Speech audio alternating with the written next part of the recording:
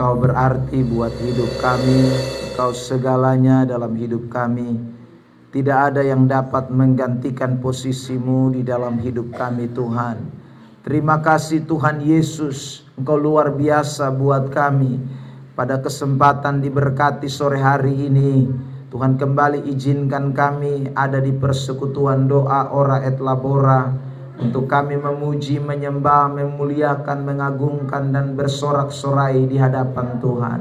Kami sudah melakukan semuanya Tuhan di hadapan hadirat-Mu, sebagai wujud nyata bahwa kami mengasihi Engkau. Kami mencintai Engkau Tuhan, karena Engkau terlebih dahulu telah mencintai dan mengasihi kami.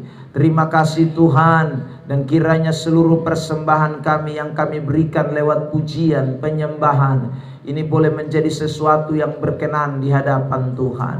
Dan satu kerinduan kami Tuhan di tengah peribadatan ini, bahwa kami kembali diisi, diingatkan, diajar, dinasehati oleh setiap bagian pesan firman Tuhan.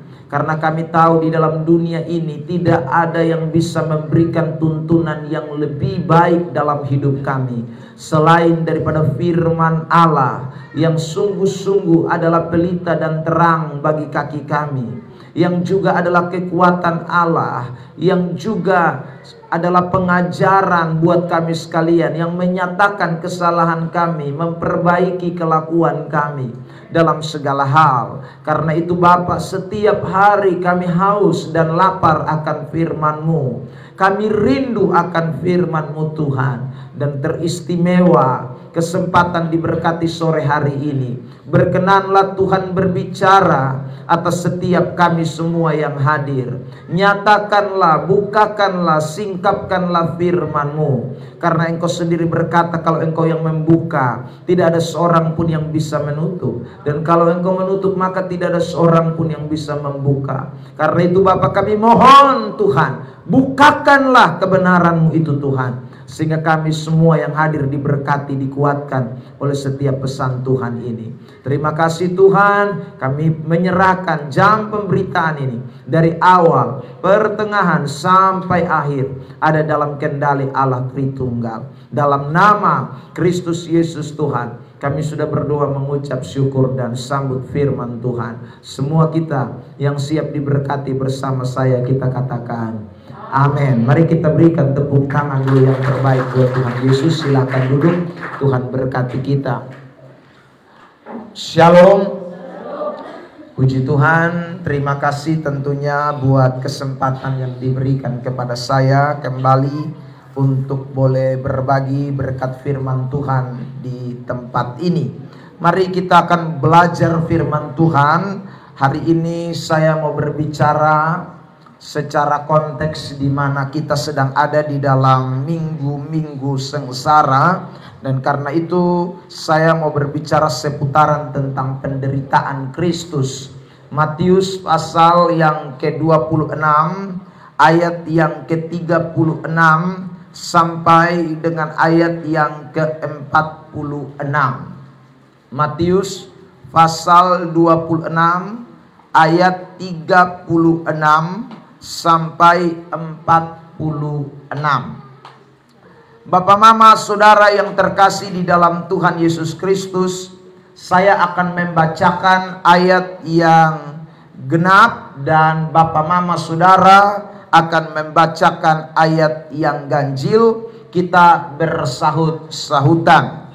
Perikopnya di Taman Getsemani. Maka sampailah Yesus bersama-sama murid-muridnya ke suatu tempat yang bernama Getsemani. Lalu ia berkata kepada murid-muridnya, "Duduklah di sini sementara aku pergi ke sana untuk berdoa."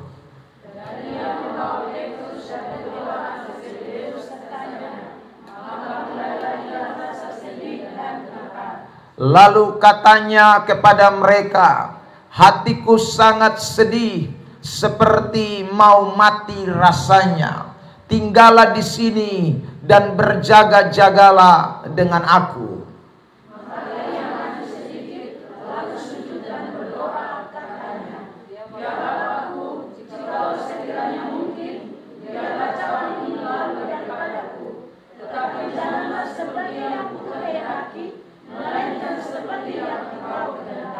Setelah itu ia kembali kepada murid-muridnya itu dan mendapati mereka sedang tidur. Dan ia berkata kepada Petrus, "Tidakkah kamu sanggup berjaga-jaga 1 jam dengan aku?"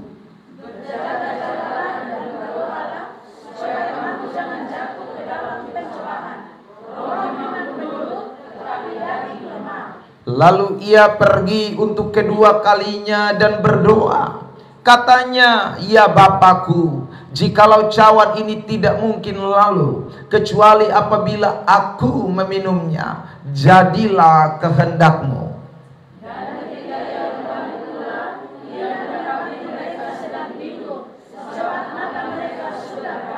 Ia membiarkan mereka di situ lalu pergi dan berdoa untuk ketiga kalinya dan mengucapkan doa yang itu juga.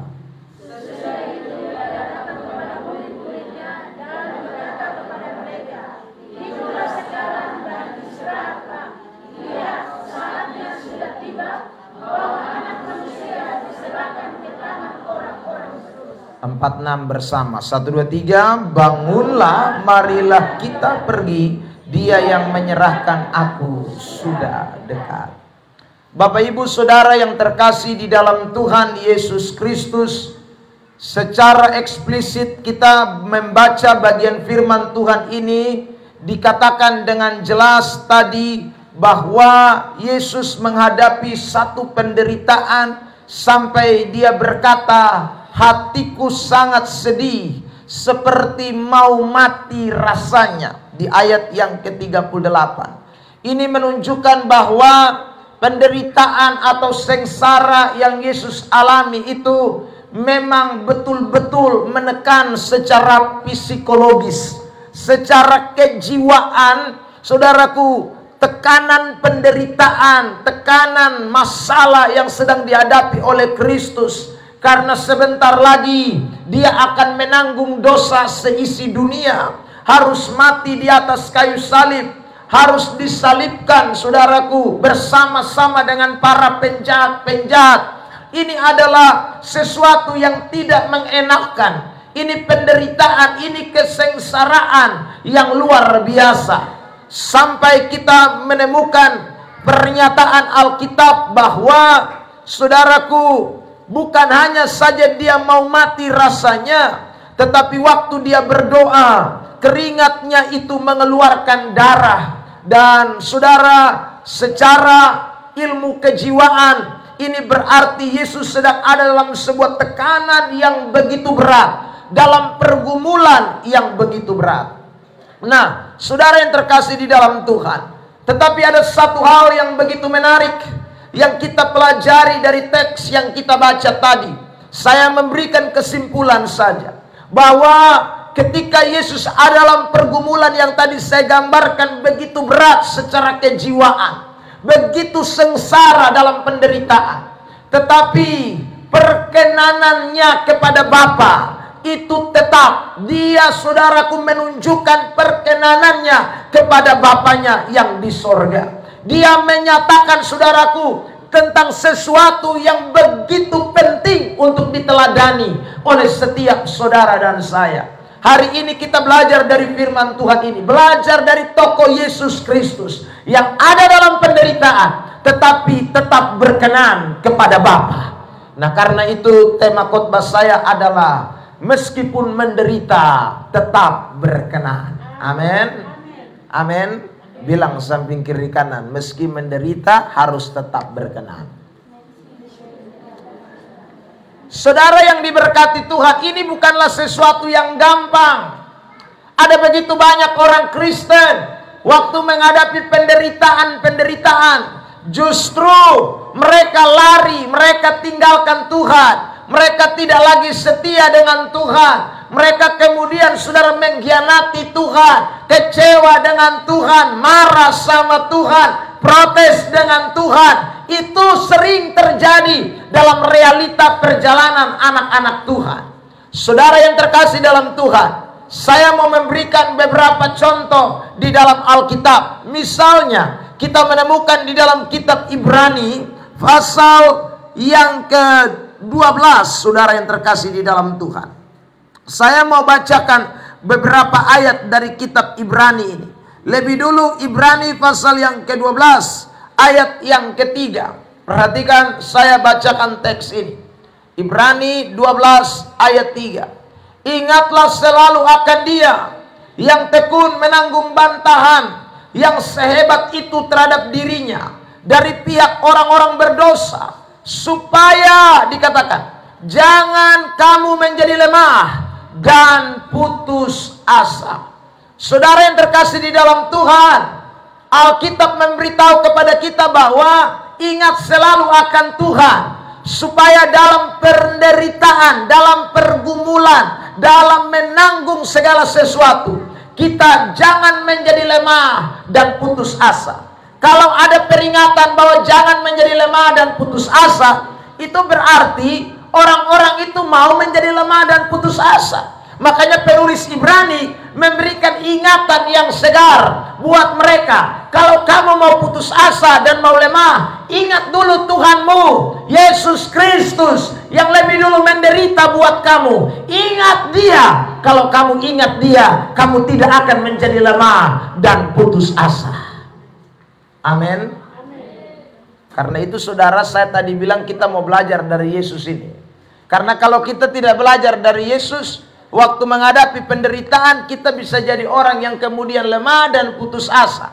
Tetapi kalau sudah lemah dan putus asa, cenderung orang kemudian mengambil sikap ini. Mari kita lihat Ibrani pasal yang ke-10 ayat yang ke-25. Ini konteksnya orang yang menghadapi penderitaan, ya, kitab Ibrani ini. Ibrani 10 ayat yang ke-25. Mari kita perhatikan ayat ini. Bapak, mama, saudara, kita baca bersama-sama dulu dalam hitungan yang ketiga. Ibrani 10 ayat 25. 1, 2, 3.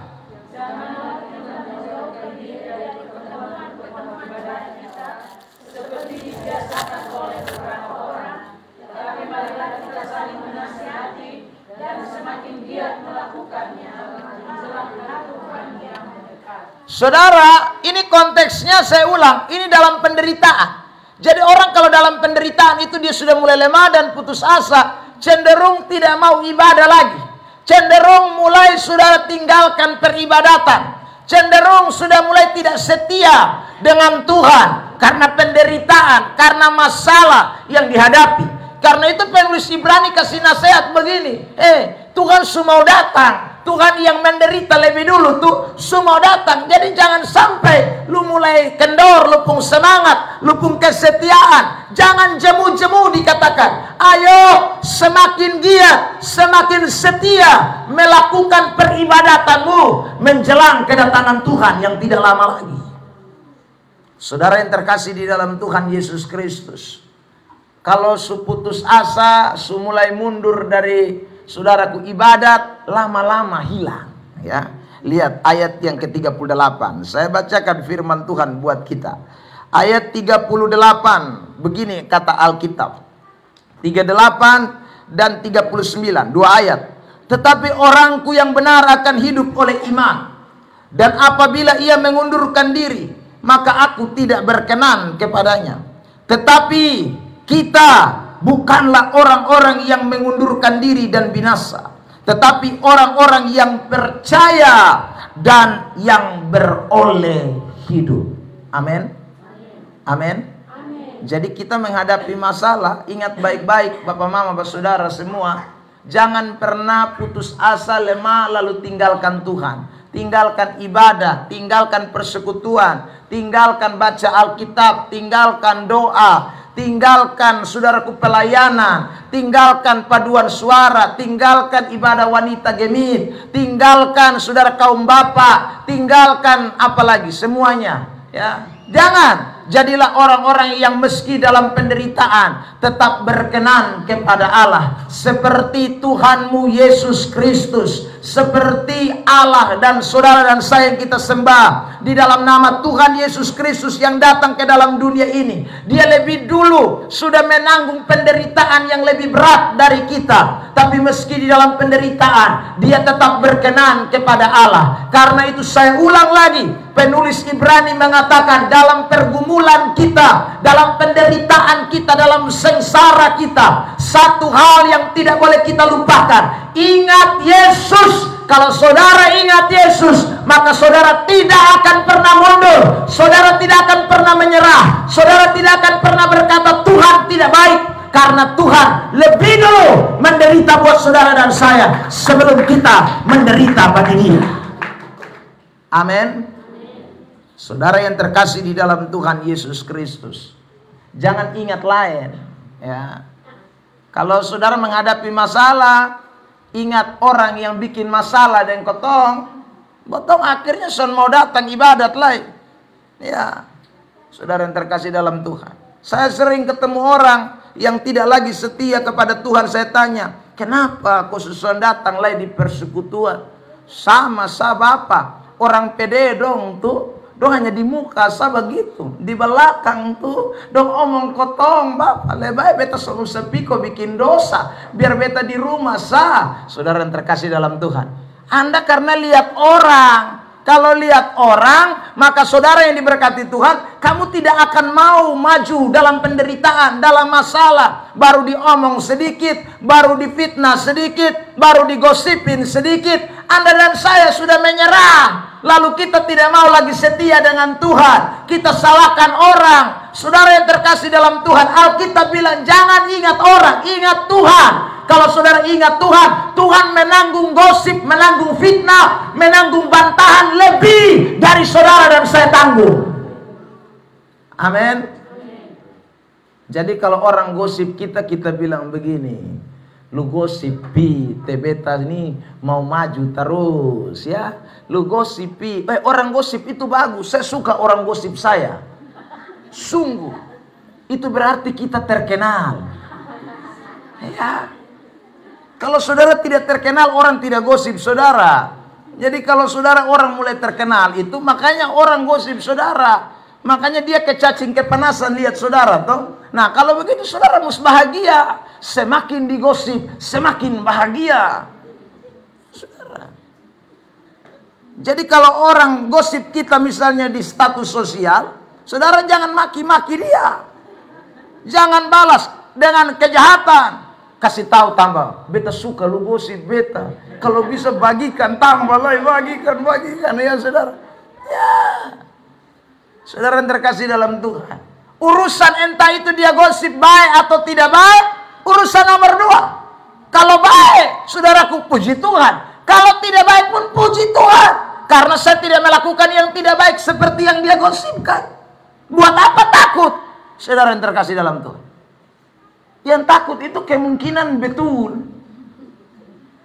Ya, saudara yang terkasih dalam Tuhan. Jadi ingatlah baik-baik. Kalau saudara menghadapi persoalan karena difitnah, digosip, jangan mundur. Maju terus. Pantang mundur, pantang menyerah. Saya ingat Tuhan saya, Yesus saya yang menderita, yang sengsara, menerima fitnah, menerima bantahan, menerima segala macam cercaan, padahal dia tidak bikin salah. Saudara yang terkasih dalam Tuhan. Nah, itu kita tidak boleh lupakan. Yang kedua, kalau saudara yang diberkati Tuhan hadapi masalah ya yang begitu menekan dalam hidupmu, mungkin masalah ekonomi, masalah keuangan. Saudara yang terkasih dalam Tuhan, jangan ingat ekonomimu masa lalu. Ya, dulu. Tak usah dulu. Sekarang. Ya. Ada banyak orang ingat dulu, makanya dia tidak lagi setia. Karena dia bilang, dulu tuh beta sontau PPD, beta gereja di Senin Kamis, tapi kok Tuhan baik. Ya. Kok kenapa sekarang nih beta mulai setia PD, beta mulai rajin gereja, beta mulai ikut pelayanan, lalu sekarang masalah ditambah banyak, uang kekurang terus. Ya saudaraku, ada sah. Lebih baik beta kembali pi dulu sah daripada sekarang ini. Kayaknya kalau kembali pi dulu lebih enak. Saudara yang terkasih dalam Tuhan, ingat Yesus. Jangan ikat ekonomimu masa lalu. Kalau engkau ingat ekonomi masa lalu, engkau mau kembali ke masa lalu. Ingat Yesus. Saudara yang terkasih dalam Tuhan. Ya. Waktu Anda ingat Yesus, Anda tidak akan mundur. Kenapa? Karena Yesus tidak ada rumah. Yesus, saudara yang diberkati Tuhan, datang melayani penuh kesengsaraan. Lahir di kandang yang hina. Ya saudaraku, apalagi dibungkus dengan kain lampin. Lahir dari keluarga yang sederhana. Bapak cuma tukang kayu. Saudara yang diberkati Tuhan, dia berkata sendiri dalam Lukas 9. Dia bilang, tempat meletakkan kepala saja aku tidak ada. Jadi kalau saudara tidur di atas spring bed, ya saudara punya bantal peluk, punya bantal kepala, makan sehari 3 kali, Anda sedang menikmati sesuatu yang lebih baik dari Yesus pernah nikmati. Karena itu saudara, jangan putus asa, jangan mundur, jangan kecewa dengan Tuhan kalau hanya ekonomimu masih pas-pasan. Karena Tuhanmu lebih menderita dari engkau menderita. Amin. Saudara yang diberkati Tuhan, kalau engkau lihat teman-temanmu seperjuangan gonta-ganti pakaian tiap hari, tiap bulan, tiap minggu pergi gereja, sebentar warna pink, besok lusa merah, nah terus saudara, Anda tetap hitam putih terus, tidak masalah. Amin. Bersyukur lu mas ada hitam putih. Ingat Yesus. Saudara yang terkasih dalam Tuhan, dia telanjang tidak punya pakaian, dipermalukan di atas Golgota. Saudara pernah telanjang? Tidak pernah kan? Jadi meski cuma putih hitam, puji Tuhan. Amin. Amin. Bilang samping kiri kanan, beta mau mundur. Saudara yang terkasih dalam Tuhan, jangan mundur. Ya. Masalah tantangan tidak boleh bikin kita menyerah. Saya ulang, ingat siapa? Yesus. Ingat siapa? Yesus. Bilang samping kiri kanan, jangan ingat orang lain. Amin.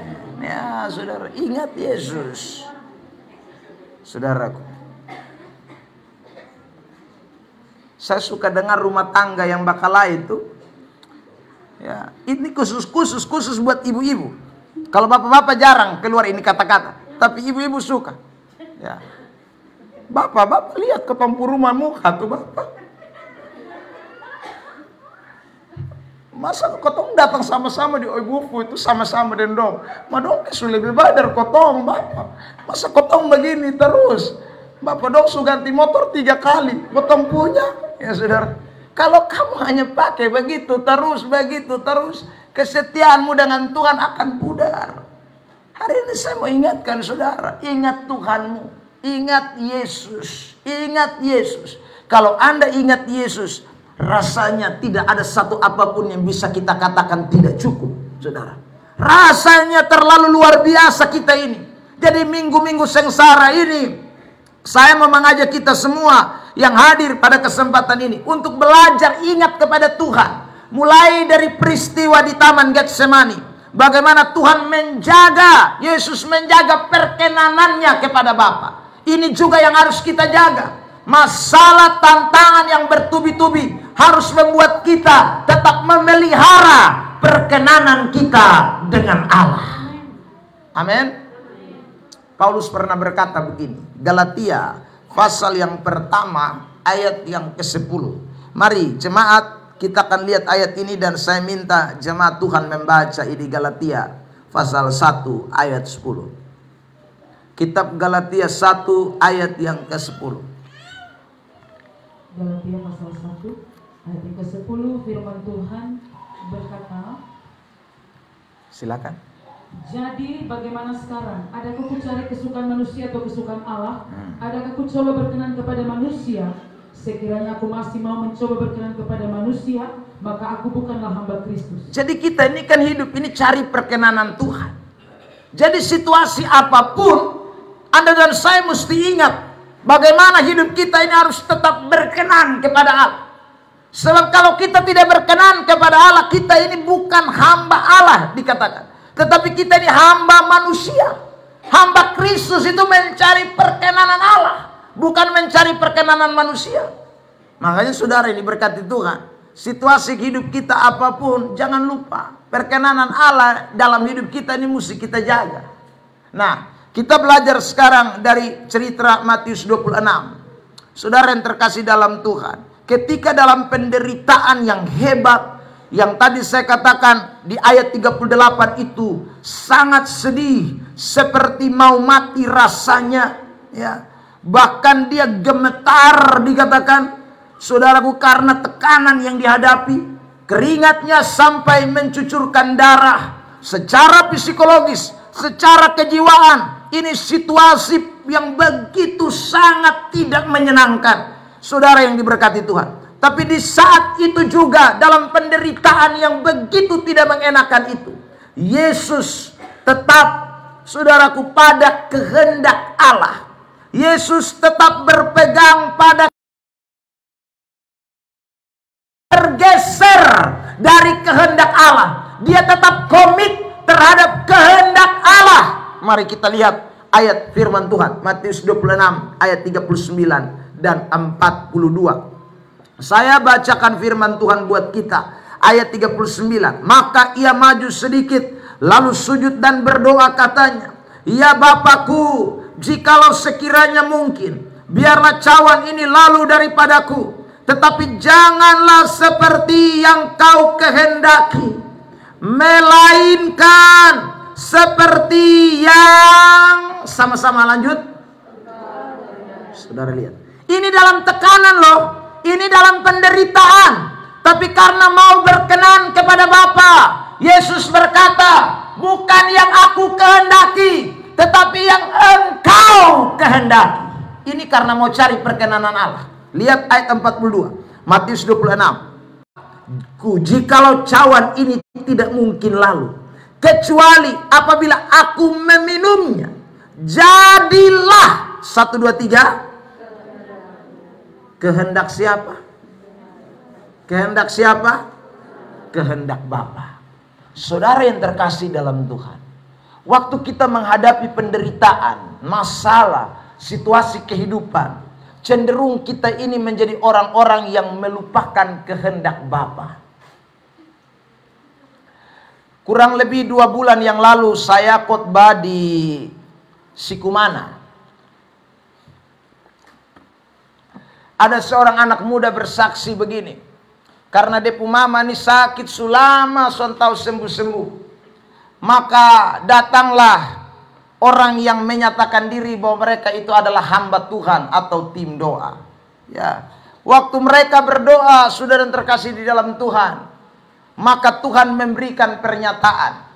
Pernyataannya adalah harus cari babi merah. Ini kenyataan. Babi merah. Jadi ini anak yang bersaksi ini, dia bilang begini. Waktu dia di kamar dia dengar bahwa ini tim doa bilang babi merah. Maka saudara diberkati Tuhan. Dia berlutut dan dia berdoa kepada Tuhan.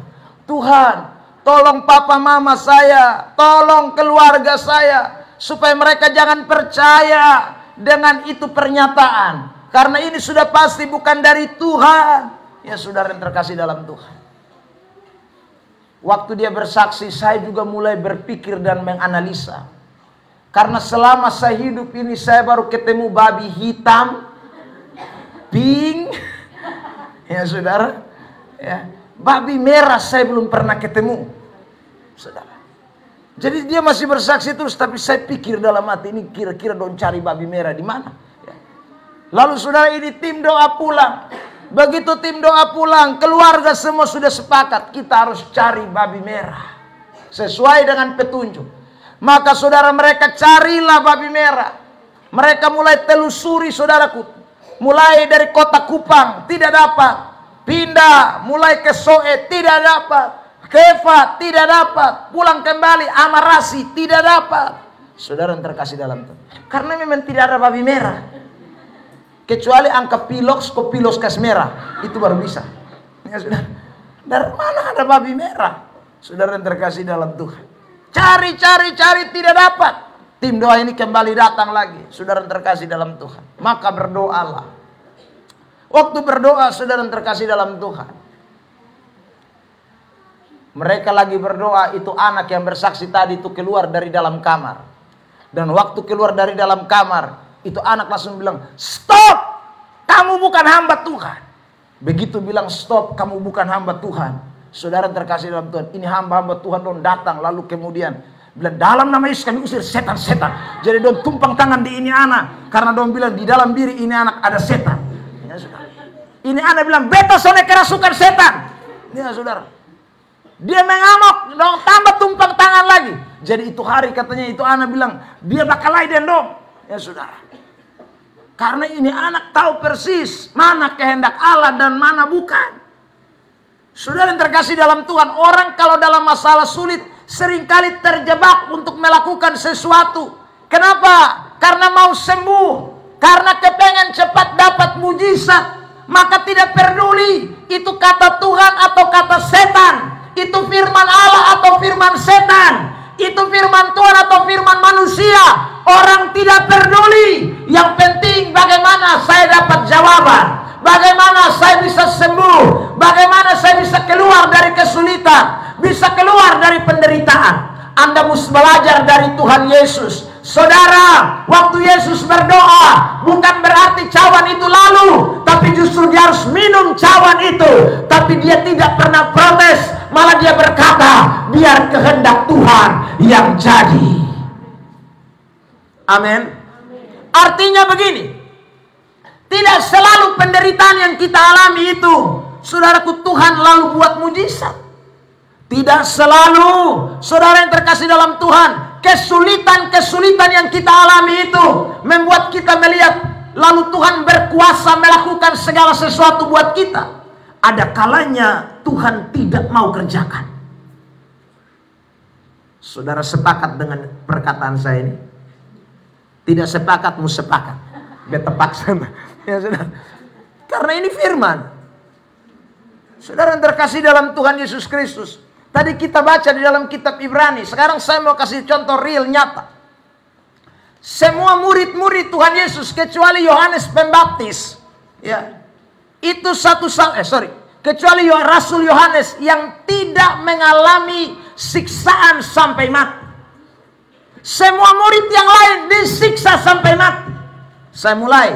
Saudara terkasih dalam Tuhan, di dalam Alkitab ada Stefanus. Waktu Stefanus berdoa, saudara, bukan berarti Tuhan kirim malaikat sehingga tolong Stefanus keluar dari itu masalah, dilempar, dirajam. Tidak. Justru saudara, waktu dia berdoa, dia tambah dilempar, dia dicaci maki, sampai akhirnya dia mati tewas dengan karena lemparan batu. Tidak ada satu malaikat pun yang datang tolong dia. Tidak ada. Sejarah mencatat Petrus disalib dengan cara kepala di bawah, kaki di atas. Tidak ada satupun yang datang tolong Petrus. Tidak ada. Saudara yang terkasih dalam Tuhan. Penderitaan dia alami sampai dia mati.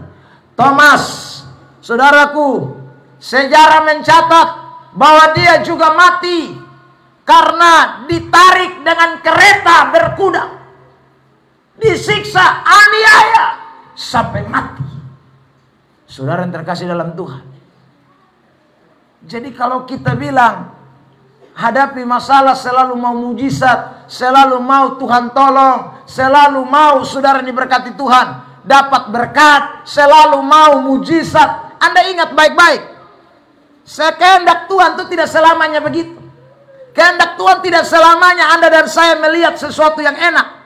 Makanya kita ini diajar untuk ada dalam minggu sengsara. Untuk apa itu minggu sengsara tiap bulan, tiap tahun yang kita rayakan? Supaya kita ingat bahwa ada masa di mana kita mengalami kesengsaraan dan Tuhan menghendaki itu. Gereja harus mengalaminya. Memang kalau omong sengsara tidak ada yang mau tepuk tangan. Kalau mujizat itu, amin, haleluya, haleluya, haleluya. Ya sudah. Saudara siap hidup menderita dengan Tuhan? Itu juga amin, tidak ada. Saudara siap menderita dengan Tuhan? Amin. Saya ulang, saudara siap menderita? Amin. Amin. Amin. Atau saudara yang dikasih oleh Tuhan kurang jelas ini fakta Alkitab tadi. Jadi Yesus mesti minum itu cawan, bukan cawan itu lalu. Dia pun mau itu cawan lalu, sama ke kita juga. Waktu hadapi masalah kita mau itu masalah cepat pi. Tapi Tuhan bilang sonde. Itu kehendak Allah, itu kemauan Allah. Nah, orang yang mau mencari perkenanan Allah, dia harus belajar tunduk kepada kehendak Allah. Dan kehendak Allah itu bukan muncul dari kemauan kita. Kehendak Allah itu datang berdasarkan kebenaran firman Tuhan. Karena patokan kita mana kehendak Allah dan mana bukan, itu bukan perasaan kita, tetapi itu kehendak Allah. Amin. Ada orang suka pakai perasaan. Kalau kehendak Allah itu berarti damai sejahtera. Kalau tidak damai itu berarti bukan kehendak Allah. Sekarang saya tanya saudara, kalau cawan itu disuruh minum itu damai atau tidak? Suruh bahwa kamu akan disalib, pokoknya harus salib, tidak bisa tidak. Itu tidak damai saudara, tapi itu kehendak Allah. Itu kehendak Allah. Kita tidak bisa pungkiri itu. Saudara yang diberkati Tuhan, waktu Petrus mau mati, Tuhan ngomong duluan. Yohanes pasal 21. Ya. Waktu Tuhan bilang, Petrus, apakah engkau mengasihi aku? Apakah engkau mengasihi aku? Setelah itu di ayat yang ke-18, kalau saya tidak salah, Yesus bilang, Petrus ingat, masa muda kau akan jalan di mana-mana. Tetapi pada masa itu orang akan ikat lu dan bawa ke tempat yang lu suka. Saudara terkasih dalam Tuhan, lalu ayat 19 dari Yohanes 21 itu mengatakan, Yesus menyatakan itu untuk memberitahu kepada Petrus tentang hari kematiannya. Jadi saudara yang diberkati Tuhan, hidup kekristenan ini kita mesti belajar tunduk kepada kehendak Allah. Dan kehendak Allah itu tidak selalu seulang yang baik-baik. Ada kalanya hal-hal yang bagi daging kita tidak enak. Ada kalanya hal-hal yang tidak baik buat saudara dan saya. Itu Tuhan izinkan terjadi dalam hidup kita. Sebagai bentuk kita belajar tunduk dan taat kepada Tuhan. Makanya ada ayat begini. Mari kita lihat ini ayat ya. Minta tolong Kak Mariam bantu baca. Yakobus pasal 1 ayat yang pertama dan kedua. Lalu kemudian ayat 12. Yakobus pasal 1. Yakobus pasal 1 ayat pertama dan kedua. Salam dari Yakobus hamba Allah dan Tuhan Yesus Kristus kepada ke-12 suku di perantauan.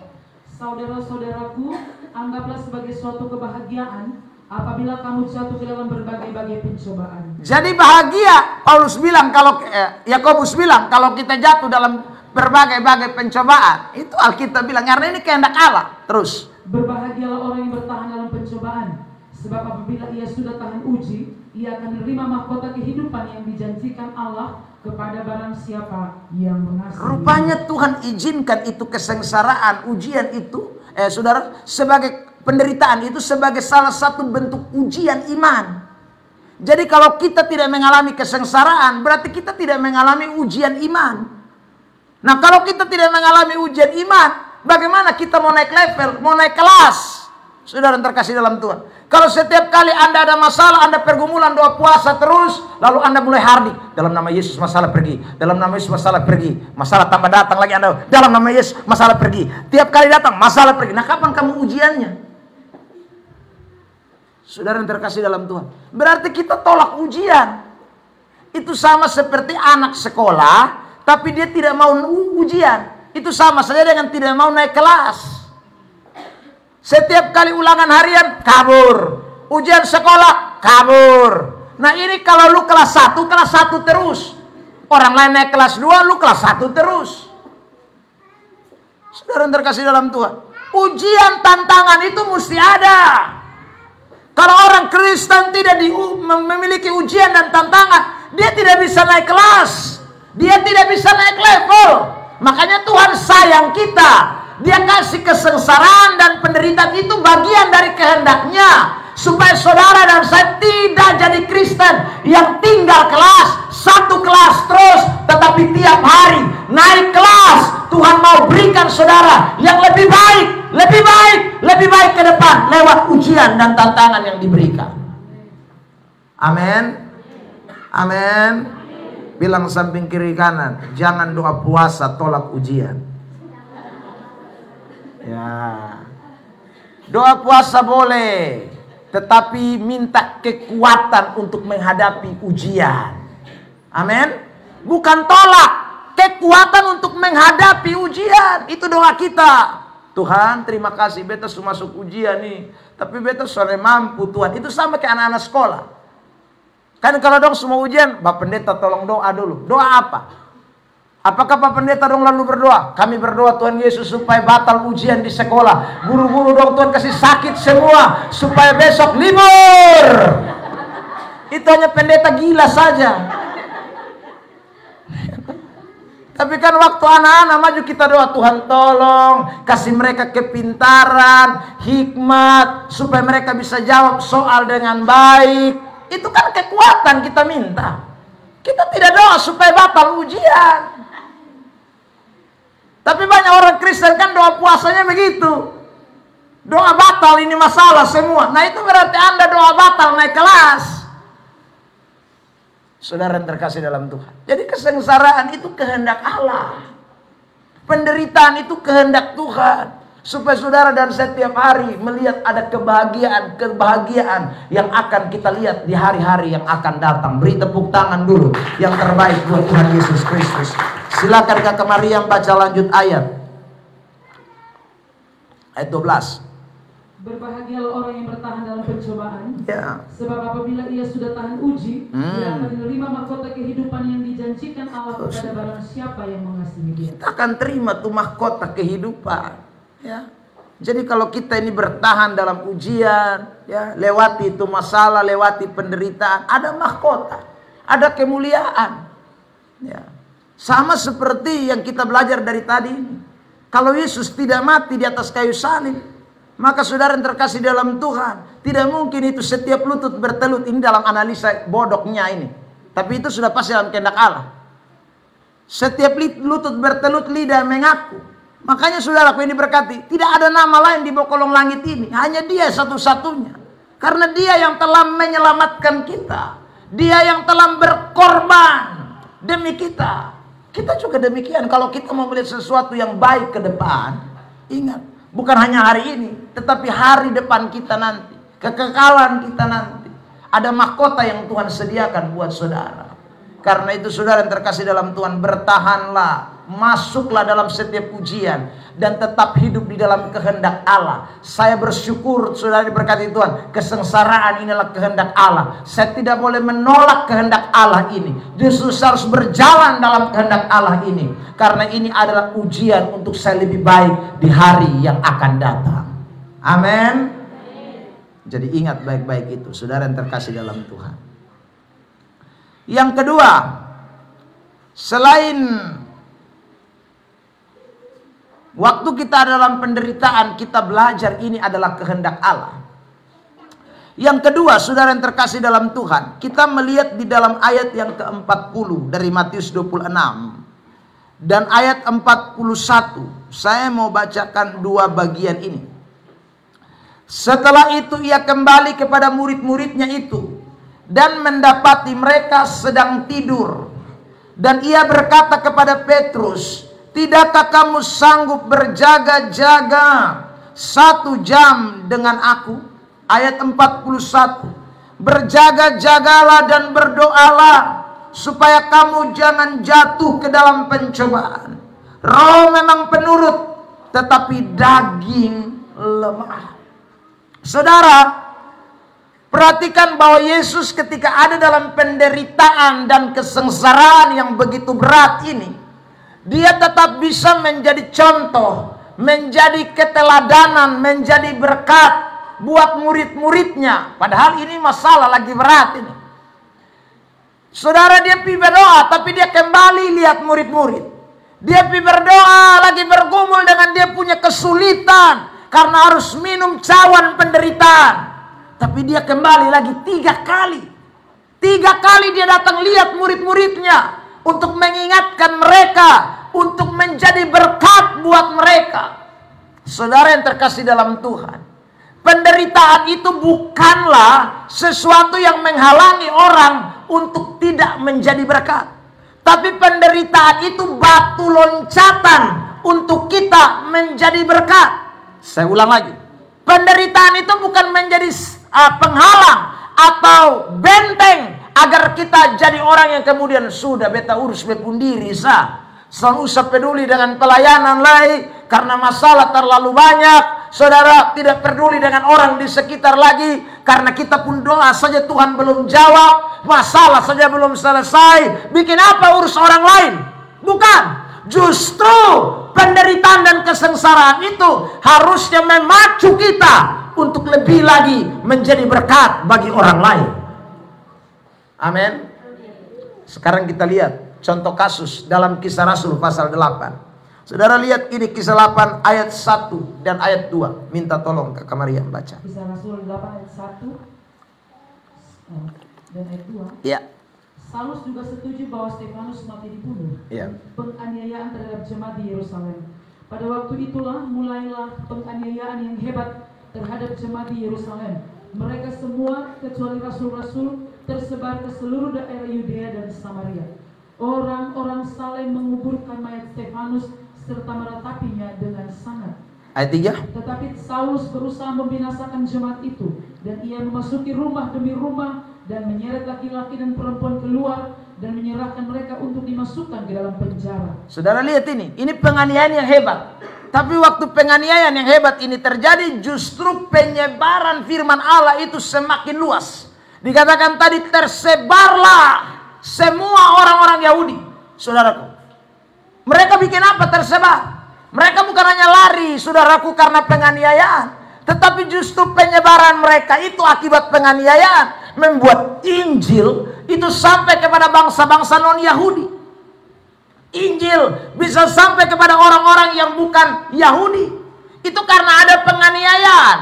Dan justru saudara yang terkasih dalam Tuhan, penginjilan tambah marak, orang tambah hebat bersaksi, orang tambah berani untuk menyatakan tentang Tuhan di tengah-tengah kesulitan, di tengah-tengah penderitaan, di tengah-tengah masa sulit dan sukar.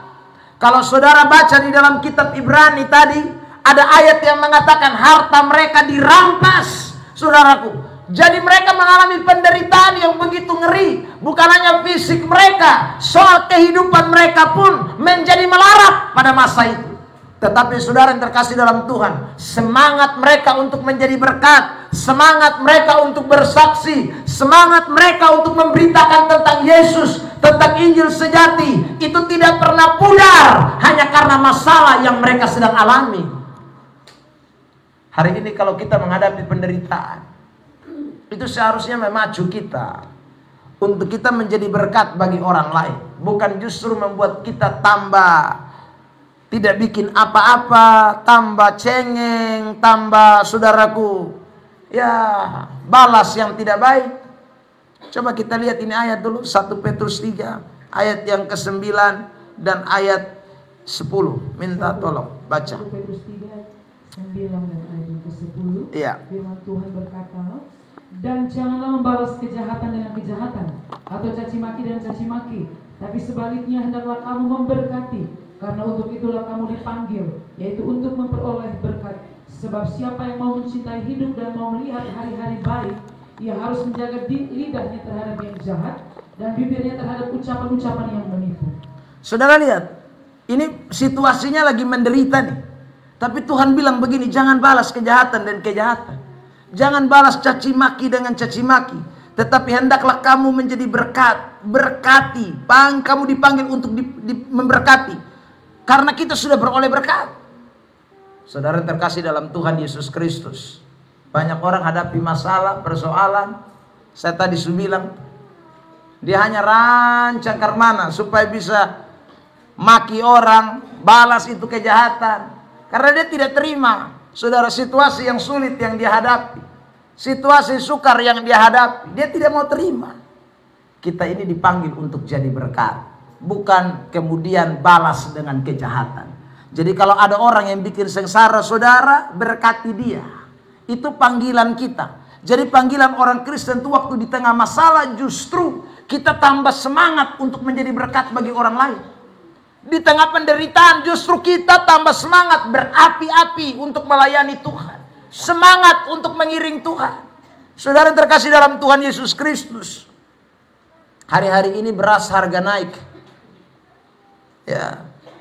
Saya dengar kemarin di Alor sudah sampai di harga 1 kilo 18.000. Saudara yang terkasih dalam Tuhan. 18.000 1 kilo. Dan orang lagi demo-demo di Kalabahi sana, ya, untuk minta beras harga turun. Saudara terkasih dalam Tuhan, mau beras naik kok. Kita di Kupang sini kemarin beberapa waktu yang lalu, mungkin 1-2 minggu ini saudara, cabai harga juga melejit. 1 juta lagi. 1 kilo ini 165 per kilo. Saudara terkasih dalam Tuhan. Wih, cabai pun mahal lagi. Ya saudara, waktu saya pergi beli, saya bilang 0,5 kilo sah. Ya saudara, karena tidak makan kurus pun tidak mati. Ya saudara. Ya, tapi kita tetap harus jadi berkat. Mau harga nanti ini melejit, mau karmana ini dunia, saudara yang diberkati, jangan pernah lupa hidup kita dipanggil untuk menjadi berkat. Tetap harus menjadi berkat. Kesengsaraan, kesulitan tidak boleh jadi benteng untuk kita bersaksi kepada orang.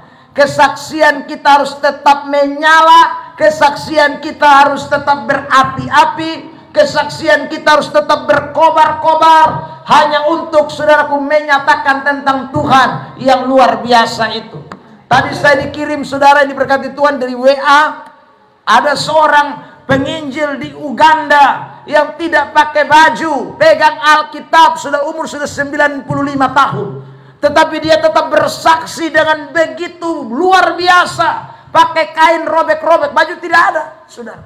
Karena situasi yang tidak mengenakan di daerahnya. Tapi dikatakan dia adalah seorang penginjil yang luar biasa. Penginjil tanpa baju. Tetapi dia semangat untuk memberitakan Injil. Dia semangat untuk bersaksi. Tidak pakai baju, kelaparan terjadi, tidak menghambat dia untuk menyatakan Tuhan. Umur 95 tahun tidak menghambat dia untuk tetap bersaksi tentang Kristus. Hari ini saudara yang diberkati Tuhan, jangan Anda dan saya jadi orang Kristen yang gampang menyerah, yang gampang putus asa, lalu tidak menyatakan tentang Kristus hanya karena situasi yang kita alami dalam hidup kita.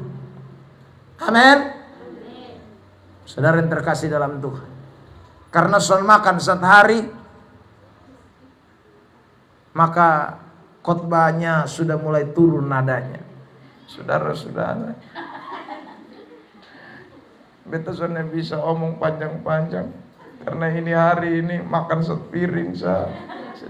Nah kalau Kristen model begini nih berarti berat ini ya saudara. Anda dan saya mau makan sehari sekali kok, tidak makan sama sekali kok, dunia tidak mau tahu. Saudara yang diberkati Tuhan, kita dipanggil untuk menjadi berkat. Jangan lupa itu. Karena itu saudara yang terkasih dalam Tuhan, sengsara apapun tidak boleh memadamkan semangat api penginjilan kita. Beri tepuk tangan yang terbaik buat Tuhan Yesus Kristus. Bukankah itu yang Paulus alami? Itu yang Paulus lakukan. Saudara yang diberkati Tuhan, ulang-ulang kali waktu menderita. Menderita son enak-enak, penjara, dipukul, diludahi. Tapi dia son kapok-kapok juga. Dia malah tambah gila, tambah semangat, tambah berapi-api untuk memberitakan Injil. Bukan tambah henti dia. Jadi saudaraku, belajarlah dari kisah Yesus ini. Sama seperti Yesus, meski ada dalam penderitaan, keringat, ada mencucurkan darah, tapi masih datang kasih ingat. Ya, saudara yang diberkati Tuhan. Petrus, mari kau doa. Ya, mari jadi berkat. Saudara yang terkasih dalam Tuhan. Jadi jangan lupa, sengsara tidak boleh memadamkan api pengobaran Injil. Yang kedua, saudaraku, yang pertama tadi ingat, penderitaan tidak boleh membuat kita tidak melakukan kehendak Allah. Sulit sukar apapun, kehendak Allah tetap menjadi prioritas. Lakukan firman Tuhan itu dalam hidup saudara. Yang ketiga, mari kita lihat saudaraku ayat 44 dan 46. 44 dan 46. Saya mau bacakan teks ini. Ia membiarkan mereka di situ lalu pergi dan berdoa untuk ketiga kalinya dan mengucapkan doa yang itu juga. Bangunlah, ayat 46, marilah kita pergi, dia yang menyerahkan aku sudah dekat. Saudara yang terkasih di dalam Tuhan, yang ketiga, saya mau menggarisbawahi kalimat ini, berdoa untuk ketiga kalinya dan mengucapkan doa yang itu juga. Bukan doa lain, doanya sama. Tapi ini sudah yang ketiga kali. Saudara yang terkasih dalam Tuhan, ini berarti penderitaan itu tidak membuat saudara Yesus juga punya kesetiaan atau saudaraku ketekunan itu menjadi berhenti. Kesetiaan dan ketekunan di dalam doa itu tetap dia kerjakan. Saudara yang terkasih di dalam Tuhan Yesus Kristus, ini satu hal yang penting. Lalu kemudian dikatakan lagi di ayat 46, bangunlah, marilah kita pergi, dia yang menyerahkan aku sudah dekat. Dia juga pergi jemput bola. Jadi semangatnya, saudara yang terkasih dalam Tuhan, kesetiaan dan ketekunannya itu betul-betul dia lakukan terus sampai titik darah penghabisan. Dia justru tidak lari, tidak menyeleweng, tidak menyamping. Pokoknya dia justru menuju kepada tujuan itu. Saudara yang terkasih dalam Tuhan, penderitaan itu tidak boleh membuat kita menjadi orang Kristen yang kemudian semangat kita dengan Tuhan itu menjadi loyo. Saudara yang diberkati Tuhan, semangat kita dengan Tuhan tidak boleh menjadi loyo hanya karena penderitaan dan kesulitan yang kita hadapi. Penderitaan kesulitan yang kita hadapi itu harus membuat kita sampai kepada titik di mana tujuan kita memuliakan Allah. Justru kita tidak boleh menghindari penderitaan. Semakin lebih luar biasa lagi. Tekun, setia, tekun, setia. Tidak boleh putus asa. Tadi saya sudah katakan berulang-ulang. Maju bersama-sama dengan Tuhan. Saudara yang diberkati oleh Tuhan Yesus Kristus, saya selalu bersaksi ini. Ada mahasiswa teologi tanya sama saya, Pak Pendeta sudah melayani berapa tahun? Saya bilang sama dia, saya dipanggil Tuhan melayani mulai tahun 2000. Jadi sekarang ini masuk ya 23 tahun saya melayani. Lalu dia bilang begini, Pak Pendeta ada rencana mundur kok? Waktu dia tanya begitu, saya mau jawab. Kan saya kaget dulu tuh saudara. Saya kaget, saya mau jawab. Lalu kemudian bilang gini, Bapak jangan kaget dulu. Saya pertanyaan itu penting, tapi Bapak jangan jawab dulu. Bapak kaget, tapi jangan jawab dulu. Ya. Lalu dia bilang begini, maksud saya begini Bapak. Sudah 23 tahun itu kira-kira ada masalah, kesulitan, tantangan yang Bapak hadapi atau tidak? Ya saudara. Saya bilang, wih terlalu banyak. Ya. Terlalu banyak. Semakin lama menjadi hamba Tuhan, masalah yang dihadapi tambah banyak, saya bilang. Saudara terkasih dalam Tuhan. Dia tanya lagi, masalah itu apa saja Bapak? Saya bilang masalah itu mulai dari dalam sampai keluar. Di dalam ada masalah, di luar juga masalah. Maksudnya Bapak apa? Ya, di tengah-tengah kehidupan keluarga, saudaraku, itu juga ada masalah. Tetapi juga ada di luar juga jadi masalah juga. Ya, dalam kepemimpinan sebagai gembala, ketemu dengan banyak orang yang punya karakter berbeda-beda. Itu masalah, itu tantangan, itu ujian. Saya bilang menggembalakan satu orang itu satu masalah. 2 orang, 2 masalah. 3 orang, 3 masalah. Jadi kalau gembalakan 100 orang, 100 masalah. Jadi tambah banyak domba yang digembalakan, tambah banyak masalah. Saudara yang terkasih dalam Tuhan. Iya. Pendeta kurus terus begini, dong omong di belakang. Tua ini kasihan ketemu pendeta badan sontau naik-naik. Ya saudara. Ya. Saya bersaksi saudara diberkati Tuhan. Kalau berat badan naik, ada juga yang omong. Kayaknya disontau puasa lah, makanya berat badan sunai. Ya sudah, lu udah apa omong lah? Pokoknya serba salah. Nah ini masalah semua. Ini masalah semua nih. Saudara terkasih dalam Tuhan. Jadi saya bilang begitu sama dia. Lalu dia bilang, nah itu Bapak. Kalau Bapak hadapi ini masalah begini banyak, 1 orang 1 masalah, 2, 3 ampal, naik 100 masalah, 200 masalah. Nah kenapa Bapak masih melayani Tuhan?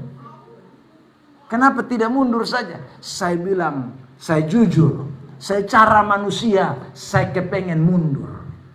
Secara daging, saya kepengen mundur. Saudara terkasih dalam Tuhan. Tetapi, waktu saya lihat Tuhan Yesus Kristus. Waktu saya ingat Yesus. Yesus bukan hanya mengalami masalah 1-2 orang. Tetapi seisi dunia punya masalah. Dia tanggung, tapi dia tidak mundur. Dia menuju salib.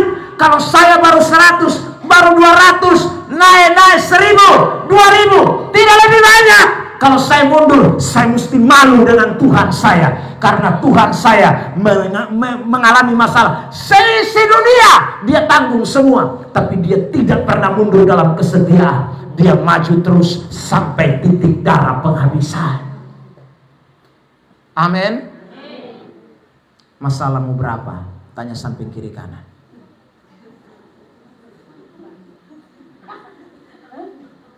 Bapak beta punju banyak Bapak.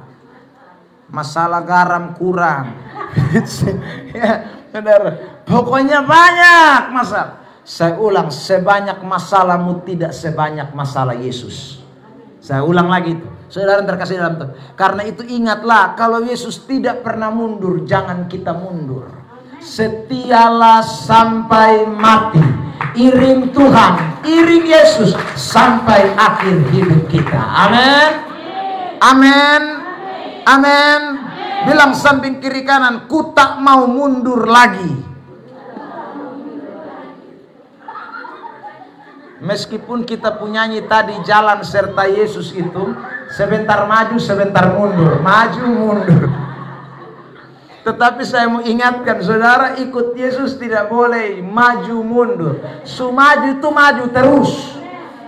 Amin. Saya suka pakai ini bahasa, gas tuh jangan rem lagi. Gas putus rem, gas terus. Saudara yang terkasih dalam Tuhan. Ya. Karena kalau saudara mundur, apalagi antret, gigi antret belakang, itu lebih parah lagi. Ya. Jadi jadilah Kristen yang melihat kepada Kristus. Amin. Hari ini kita belajar 3 hal tentang Yesus. Sudah. 1, tunduk kepada kehendak Allah meski dalam penderitaan. Amin, saudara. Yang kedua, ingat baik-baik saudara yang terkasih di dalam Tuhan. Jadilah seperti Kristus Yesus yang menderita, tetapi tidak lupa untuk menjadi berkat. Tetap jadi berkat. Berkat itu berarti beritakan Injil, tetap bersaksi, tetap menyatakan tentang Tuhan. Yang ketiga, penderitaan boleh banyak, tetapi kesetiaan dan ketekunan kita tidak boleh berhenti di tengah jalan. Apalagi mundur, itu dilarang buat orang-orang percaya. Anak-anak Tuhan sekali maju, tetap maju sampai Tuhan Yesus datang kembali yang kedua kali. Tepuk tangan yang terbaik buat Tuhan Yesus Kristus. Dan kiranya kita semua yang sedang menghadapi pergumulan hidup, kita dikuatkan oleh firman Tuhan ini, sehingga kita tidak jadi orang yang mengikuti keinginan kita, tapi kita cari keinginan Tuhan. Tuhan, tiap hari saya berdoa bukan untuk saya punya keinginan, tapi keinginan Tuhan. Saya minta Tuhan nyatakan kehendak Tuhan itu atas hidup saya. Tiap hari, tiap saat kita lakukan itu. Puji Tuhan, Tuhan Yesus memberkati kita dengan firman Tuhan. Mari kita mau bersyukur buat firman Tuhan yang kita dengarkan dengan kita menyanyikan satu pujian. Kau bukakan jalan di lautan. Kita naikkan ini pujian. Haleluya.